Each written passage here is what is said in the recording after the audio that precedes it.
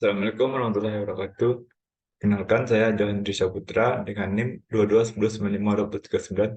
Salah satu praktikan sistem kendali. Di sini saya akan menjelaskan terkait tentang kontrol kecepatan motor DC dengan sistem kendali lingkar terbuka dan lingkar tertutup. Sebelum itu, kita harus mengetahui apa itu diagram blok sistem kendali, yang mana terdiri dari sinyal, subsistem, summing point, dan branch point, yang mana itu titik percabangan. Sinyal itu secara itu sendiri merupakan garis panah yang menunjukkan arah tahapan pengendalian suatu sistem. Sedangkan subsistem, blok yang berisikan karakteristik dari tahapan pengendalian suatu sistem dalam bentuk fungsi.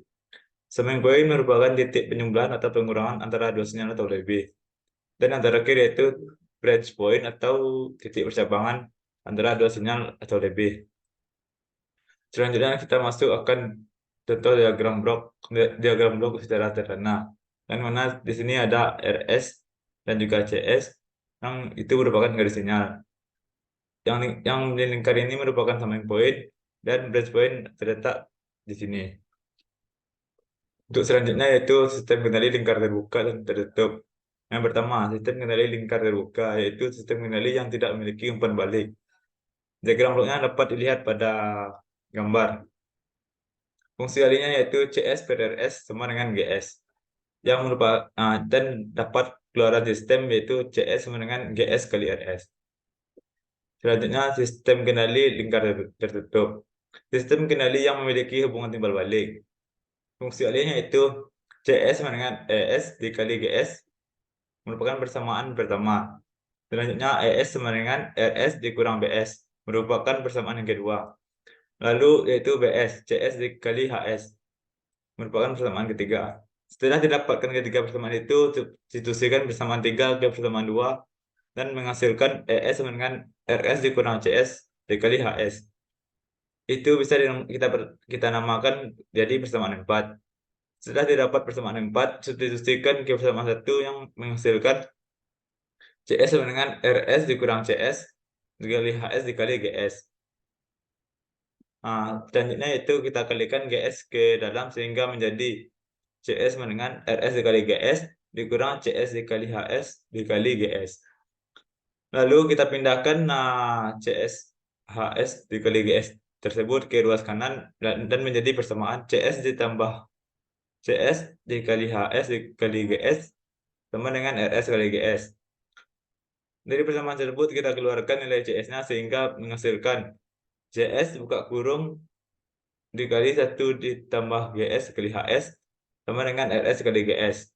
Lalu kita pindahkan RS sendiri ke ruas kiri dan 1 ditambah GS kali HS ke ruas kanan yang menjadikan persamaan CS per RS sama dengan GS per 1 tambah GS kali HS. Untuk selanjutnya itu perbandingan sistem kendalian lingkar terbuka dan lingkar tertutup. Yang pertama itu sistem kendali lingkar terbuka itu kurang stabil dan teliti. Sedangkan pada sistem kendali tertutup itu lebih stabil dan teliti. Yang kedua, sistem kendali lingkar terbuka itu lebih mudah dibuat atau dirancang. Sedangkan pada sistem kendali lingkar tertutup susah dibuat. Yang ketiga yaitu pada tidak adanya umpan balik pada sistem kendali terbuka. Sedangkan pada sistem lingkar tertutup ada umpan balik. Yang terakhir yaitu terletak pada harga yang sistem kendali terbuka lebih murah daripada sistem kendali tertutup. Selanjutnya pengendali PID. Pengendali PID itu merupakan controller PID digunakan untuk memperbaiki performa sistem melalui perbaikan respon sistem yang dihasilkan. Yang pertama itu mengurangi atau menghilangkan nilai error steady state. Yang kedua, meningkatkan kecepatan respon untuk mencapai set point. Macam-macam pengendali PID. Pertama, pengendali proporsional, yaitu yang menghasilkan output sebanding nilai masukan atau input. Diagramnya dapat dilihat pada gambar. Dalam domain waktu, hubungan antara sinyal RE dengan sinyal kontrol U menyatakan dalam persamaan berikut. UT sama dengan KP dikali ET. Dalam persamaan domain Laplace dapat tulis US per ES dengan KP. Adanya karakteristik pengendali proporsional sebagai berikut. Yang pertama, jika nilai KP diperkecil, maka respon sistem akan semakin lambat dan restem akan semakin lama. Yang kedua, jika KP diperbesar, maka respon sistem akan semakin cepat dan restem akan semakin dekat. Yang ketiga, jika nilai KP terlalu besar, maka respon sistem akan tidak stabil dan adanya overshoot, lalu terjadinya oscillasi yang tidak jelas. Yang keempat, jika nilai KP dapat maaf. Yang keempat, nilai KP dapat diatur atau ditentukan sedemikian sehingga mengurangi steady state error, tetapi tidak menghilangkannya. Selanjutnya yaitu pengenali integral. Jenis pengenali ini menghasilkan output yang lebih besar atau lebih kecil ketika error input sama dengan 0. Untuk diagramnya dapat dilihat pada gambar. Dalam mengenali integral, nilai error E diumpamakan sebagai laju perubahan sinyal kontrol U, sebagaimana dinyatakan di persamaan berikut. UT sama dengan KI integral batas T batas 0, ET dt. Dalam domain Laplace dapat ditulis sebagai US per ES sama dengan KI per S. Adanya karakteristik pengendali integral. Yang pertama itu keluaran pengontrol integral membutuhkan jeda, sehingga pengontrol integral cenderung memperlambat respon. Yang kedua, ketika sinyal EES sama dengan 0, maka output akan tetap bertahan pada nilai sebelumnya.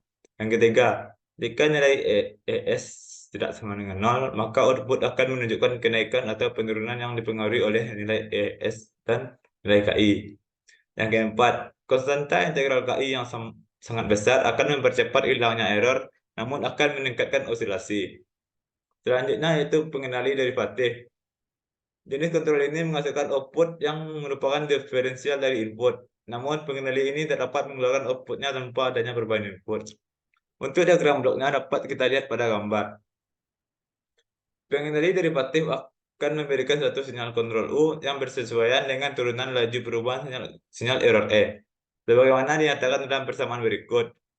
UT per ET sama dengan KD dikali DET per DT. Dalam domain Laplace dapat ditulis sebagai US per ES sama dengan KD kali S.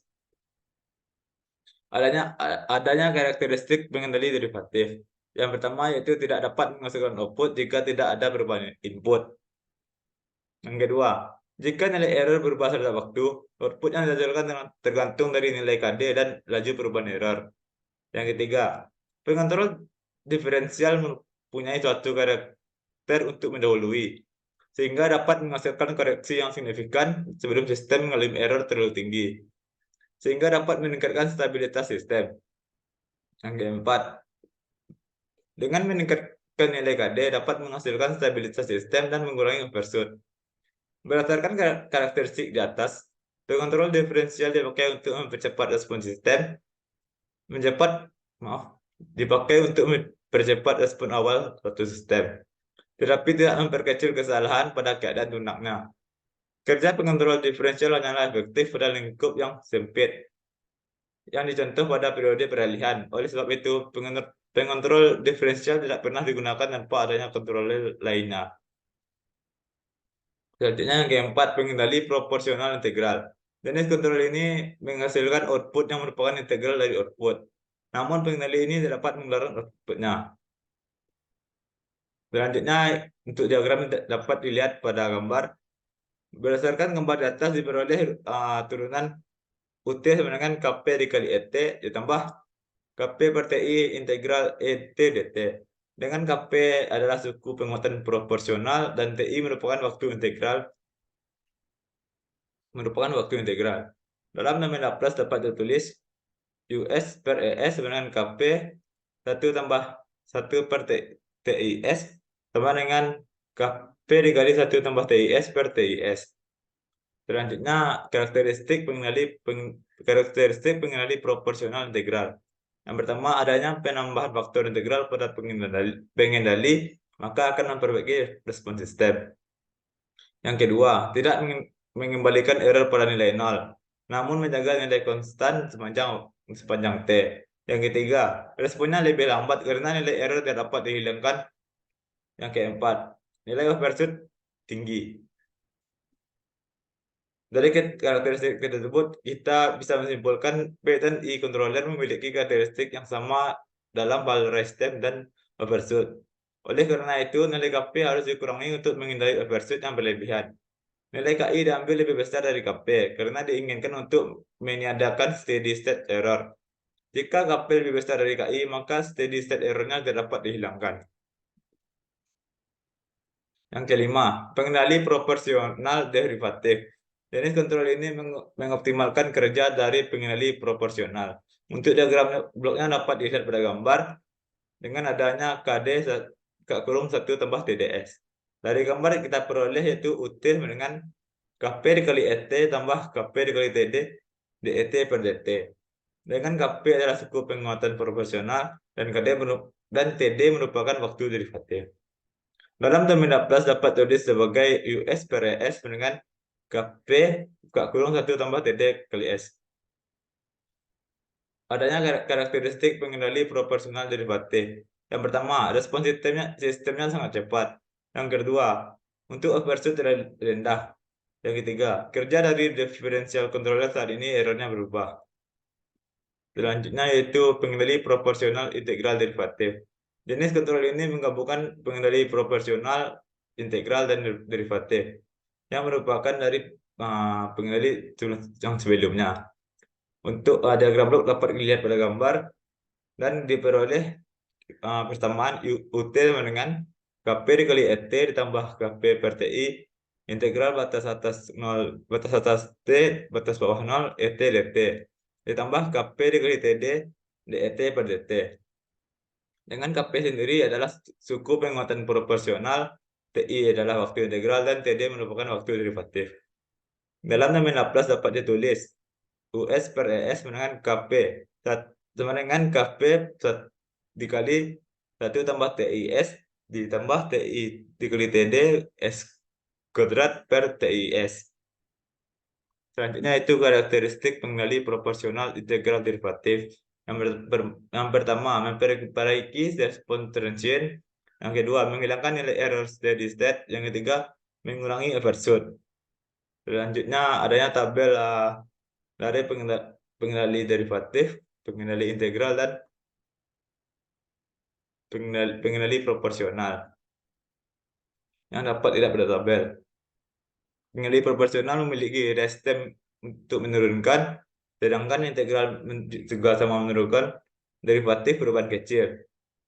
Overshoot pada respon tertutup proporsional meningkatkan, sama dengan dua yang lainnya.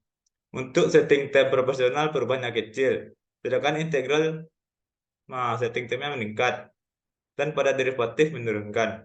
Untuk error pada proporsional menurunkan atau mengurangi. Sedangkan pada integral itu menghilangkan atau mengeliminasi. Dan pada derivatif itu ada perubahan kecil. Sekian penjelasan dari saya. Mohon maaf apabila ada kesalahan. Assalamualaikum warahmatullahi wabarakatuh.